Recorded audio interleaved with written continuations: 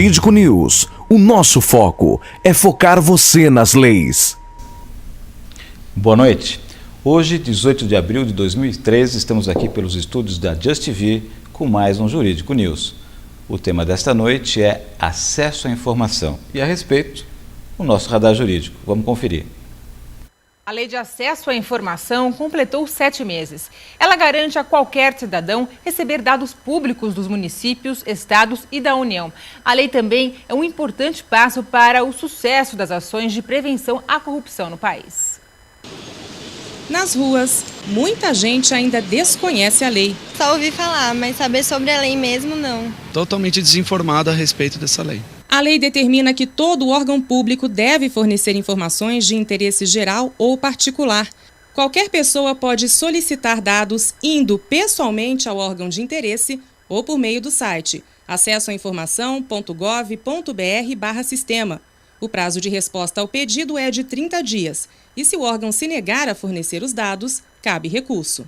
A Lei de Acesso à Informação passou a valer em maio deste ano. Durante os 6 primeiros meses de vigência da lei, um balanço da Controladoria Geral da União mostra que entidades e órgãos do governo federal receberam mais de 47 mil pedidos de informação.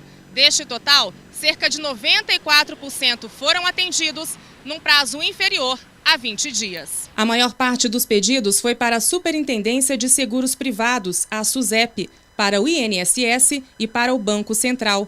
A Controladoria Geral da União não informa o conteúdo das solicitações.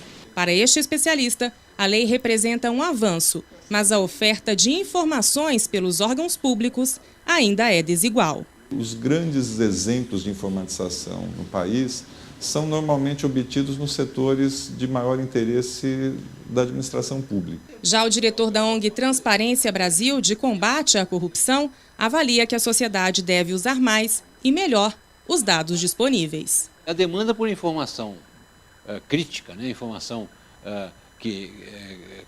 cuja análise pode levar a um questionamento das ações do Estado, não vem do cidadão. Quem faz essa demanda são organizações, são ONGs, é a imprensa, e essa demanda é muito fraca no Brasil. E para falar a respeito de acesso à informação, temos o prazer aqui de receber em nossos estúdios o Dr. Carlos Eduardo Girão de Arruda, que é chefe da Controladoria Geral da União, Regional da União, aqui no estado de São Paulo. Boa noite, doutor, como é que vai? Muito obrigado por ter aceito o nosso convite. Boa noite, Luiz. Prazer é meu. Eu gostaria de aproveitar, inclusive, para perguntar para o doutor, esse órgão que é o encarregado de fornecer essas informações de demandas dessa nova lei, a Controladoria Geral da União, o que ela faz especificamente? Qual a função da Controladoria Geral da União? Bom, Luiz, a Controladoria Geral da União ela foi criada ou levada ao status de ministério em 2003. E ela conta com 4 secretarias, cada uma com seus objetivos específicos. Mas, principalmente, a função é de controle interno do Poder Executivo Federal. Prover os ministros, a presidenta, informações sobre programas de governo, como que estão sendo executados, quais são os seus problemas, soluções e etc. Além disso, a gente também atua treinando e capacitando gestores municipais, conselhos municipais, fortalecendo o controle social. Também somos o órgão recursal da correição do Sistema Nacional de Corregedoria. E temos a Ouvidoria Nacional, a Ouvidoria Geral da União também, que é o órgão que trata as denúncias que a gente recebe sobre malversação de recursos públicos. E nessas fiscalizações, nessas auditorias que faz a CGU, na hipótese de se encontrar alguma irregularidade, para onde são encaminhadas essas informações dessas irregularidades constatadas? Quais órgãos que vão apurar e julgar essas irregularidades que esse órgão vai apontar? Bom, a gente tem as mais diversas irregularidades e impropriedades que a gente verifica nos nossos trabalhos. Primeiramente, elas são tratadas dentro do próprio Poder Executivo. São gestionados o Ministério repassador dos recursos ou o Ministério responsável pela unidade federal descentralizada para que se busque a solução dos problemas. Subsidiariamente, em âmbito administrativo ainda, quando envolve-se malversação de recursos públicos ou não prestação de contas, abre-se tomada de contas especial. Primeiramente, dentro do próprio Ministério, e numa segunda etapa, no Tribunal de Contas da União, onde é julgado o gestor e aplicado multas e devolução de recursos e tudo mais. Fora desse trabalho, os casos mais sérios a gente busca tratar com o Ministério Público Federal e com a Polícia Federal, que tem se mostrado grandes parceiros nossos nesse trabalho de combate à corrupção. Então, essa questão de acesso à informação é um direito constitucional que veio na Constituição de 88 e foi regulamentado só agora, em 2012, pela Lei de Acesso à Informação. Mas isso a nível federal. A nível estadual, todos os estados e todos os municípios já têm uma regulamentação a respeito? Os dados que eu tenho são de janeiro de 2013. Em janeiro de 2013, a regulamentação da Lei 12.527 havia sido feita somente em 12 dos 26 estados, e em 10 das capitais, incluindo aí o Distrito Federal, 9 capitais e o Distrito Federal. Faltam ainda 17 capitais e 14 estados. Mesmo que não haja a regulamentação, os princípios da lei devem ser seguidos pelos estados e municípios que não a regulamentaram. Então, os prazos estão previstos na lei e o que buscar e como buscar estão previstos na lei. Nessa lei que regulamenta o acesso à informação a nível federal, ela se refere aos 3 poderes ou só ao poder executivo, ou só ao judiciário, ou só ao legislativo? Qual que é a abrangência dessa lei que regulamentou o acesso à informação? A lei, a abrangência é nos 3 esferas de poderes e nos 3 níveis, federal, estadual e municipal, e nos 3 poderes. Agora, a regulamentação é própria de cada poder. O Executivo já regulamentou com o decreto 7724, o Legislativo deve regulamentar e o Judiciário deve regulamentar. Já pode até ter regulamentado, não tenho conhecimento. Então, a Controladoria Geral da União, ela fornece a qualquer interessado, residente, ou pode ser também estrangeiro residente no Brasil, ou pode ser também um brasileiro não residente no Brasil, ou mesmo um estrangeiro não residente no Brasil, ou ela faz uma restrição de só os residentes? Na realidade, não é a Controladoria Geral da União. A solicitação ela é feita, num primeiro momento, ao Ministério detentor da informação, né? E a CGU ela é uma instância recursal, é a segunda instância de recurso. Então, temos o Serviço de Informação ao Cidadão físico e eletrônico. O eletrônico ele requer algumas informações, como o nome da pessoa e o endereço da pessoa.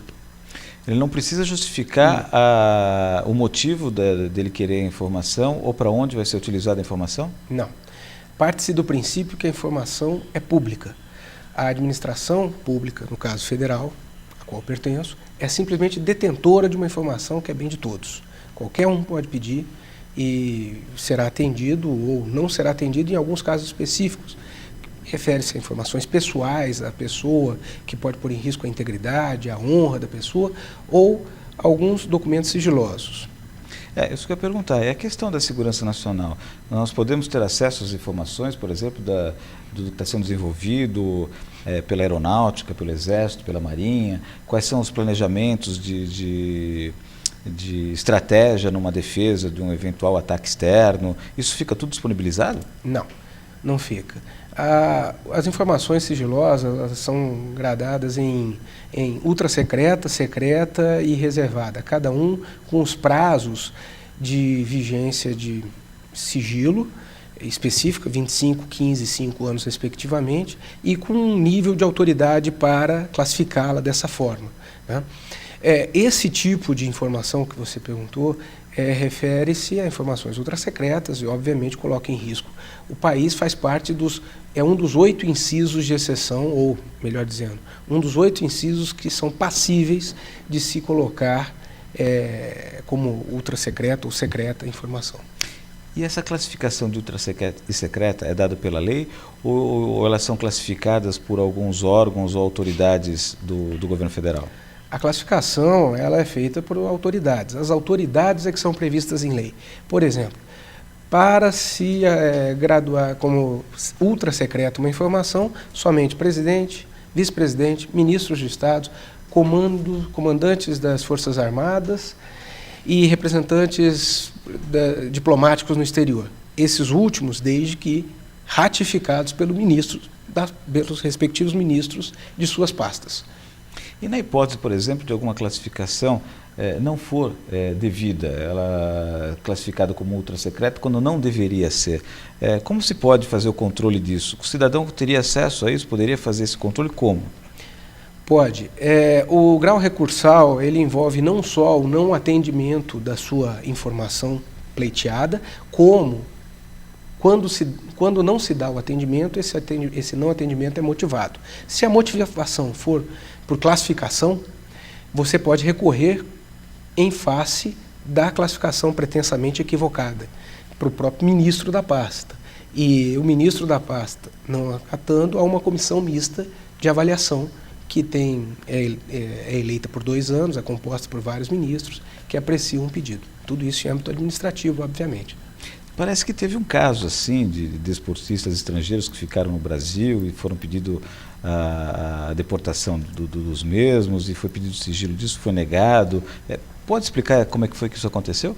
Foi nos Jogos do Pan-Americano de 2007, isso é um exemplo de como funciona a parte recursal da Lei de Acesso à Informação. Foi solicitada à Polícia Federal os arquivos com relação àquela deportação dos boxeadores olímpicos cubanos e foi negado por motivos que envolviam pessoas e tudo mais. Foi recorrido ao Ministério da Justiça e o ministro da Justiça mandou, nos termos da lei, que se desse conhecimento de todo o processo de deportação. A lei é Lei de Acesso à Informação, né? Costume. Diz uma coisa, Carlos Eduardo, a questão das informações que são disponíveis a qualquer um residente aqui no Brasil, estrangeiro brasileiro, ela é fornecida de que forma? Através de certidão? Como é que é fornecida essas informações que é solicitada às pastas dos ministérios do governo federal? Usualmente se solicita documentos, e documentos são fornecidos, seja preferencialmente meio magnético, até para se evitar custos de reprografia. E então são fornecidos totalmente os documentos em si. Não é cobrado nada? Não tem alguma taxa que deve ser paga por quem quer acesso a alguma informação? No caso de necessidade de cópia de um volume significativo de documentos, é emitida uma GRU, uma Guia de Recolhimento Único, para o cidadão recolher o valor relativo ao gasto na reprografia. Bacana. Eu gostaria de fazer uma pergunta muito interessante. Se eu, por exemplo, quisesse ter acesso a quantas fiscalizações a Receita Federal procedeu no estado de São Paulo no mês de fevereiro desse ano, eu teria acesso a essa informação, mas antes de você me responder, Carlos Eduardo, eu gostaria de chamar um pequeno comercial e na volta, no segundo bloco, você, por favor, responda essa nossa informação. Até já. Estamos apresentando o programa Jurídico News.